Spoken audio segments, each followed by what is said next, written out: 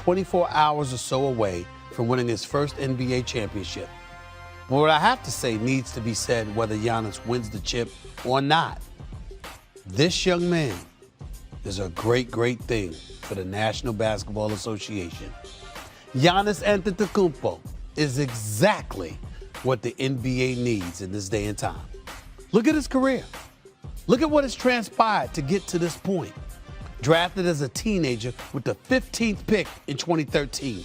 Countless questions on the wisdom of that pick due to the raw nature of his talents, his lack of experience in the game. But Giannis put in the work from the very start. Yeah, the Greek Freak is an athletic marvel, but he's also worked his tail off too. Developed his skills, added 60 pounds, 60 damn pounds of muscle. Grew from a role player as a rookie to an all-star in his fourth year at age 22. An MVP by year 6, age 24. Another MVP at age 25. And now, still at just the age of 26, he stands on the cusp of an NBA championship, averaging 32 points and 13 rebounds in the NBA Finals.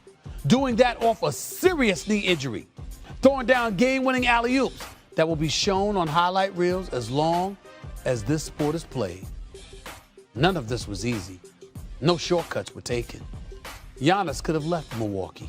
He could have gone to a bigger market, could have joined a super team. Instead, he stayed the course. He put in the work. So if anyone deserves this kind of success, it's the Greek Freak.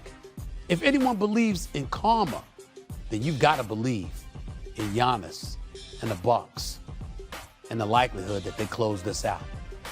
If anyone wants to see the end of super teams in big markets winning all the championships, then you have to love what Giannis is doing right now. A great player, a great role model, a great global ambassador, and the best thing that could have happened to the National Basketball Association in the modern day era. Make no mistake, Monty Williams has to elevate his. He's got to get in the ear of CP3 and Devin Booker and say, you know something? I got this kid over there with that wild afro. His name is Cameron Jordan. His name is Cameron Johnson, I'm sorry. This dude is averaging 24 minutes a game. Just got 21 in game 5. Max, he's only averaging 9 points a game, 9.6 points a game. Max, he is shooting 53% from the field and 47% from three-point range. How are you not finding this man the basketball? How are you looking him off and just jacking up shots? He has shown no hesitancy, no shyness, no timidity, no apprehension, no nervousness whatsoever about gunning the basketball when you give it to him with enough space for him to launch his shot. Get him the damn ball. It's because if you're CP3 and you're Booker, you gotta know by now, you can't do it by yourself. You need help. You need help. And that kid right there, they gotta get him the basketball. Max, I'm looking at him right now. Max, take a guess how many shots Cameron Johnson has launched in this 5-game series. Take a guess. Overall, the entire series? Overall, the entire series. So what are we? We've played 5 games, 5 games, right? 5 games. 25 shots? 30. 30 shots, yeah. He has not six touched shots the ball. You, He has not touched the ball a lot. You got to get him the ball. Yeah. You have to get him the basketball. There is no excuse why you can't get in the ball. How many times did you see him open Saturday night, Max? I saw him open. I saw him open a whole bunch of times. I agree. And oh, by the way, he only attempted 3 shots and made 2 of them, and 2 of them with 3. Yeah, what I say, 25? No. I would no. I was no.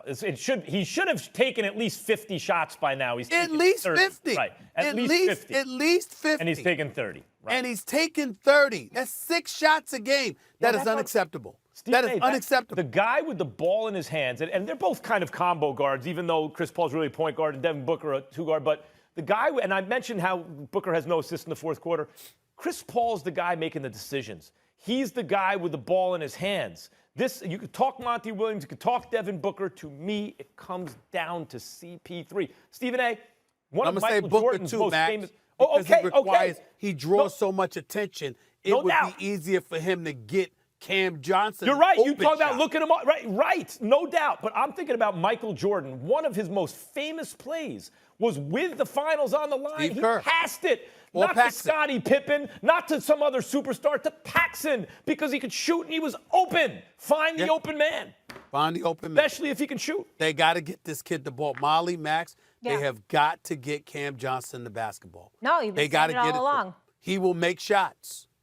Yep, you've been saying it all along. Speaking of someone that's been making shots, it was just last December that Giannis decided to sign that max extension and stay in a small market on the Bucks. Now he's one game away from being an NBA champion. Stephen A., if the Bucks pull this off and win this, what's the headline going to read about Giannis Antetokounmpo?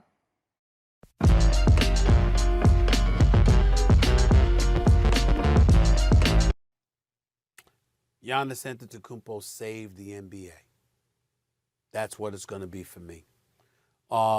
He didn't go to a big market. He stayed in a smaller market.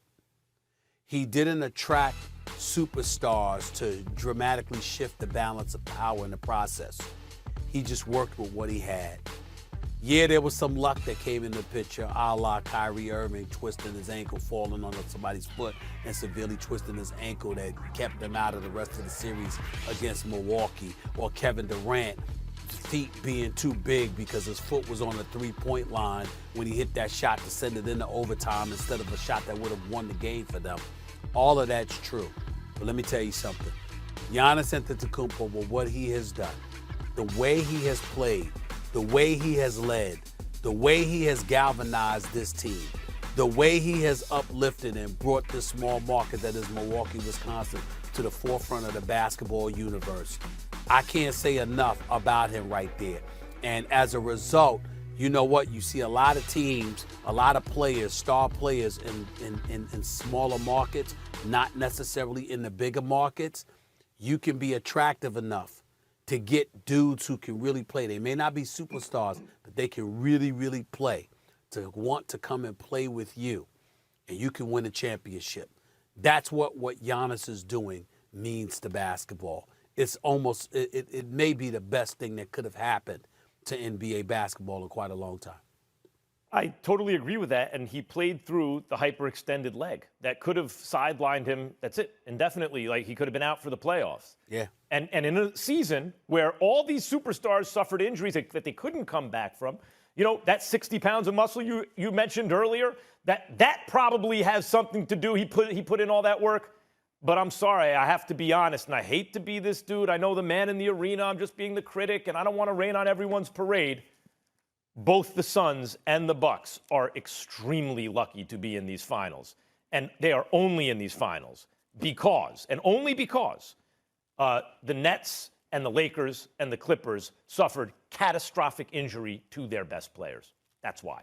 Without that, neither one of these teams sniffs the finals.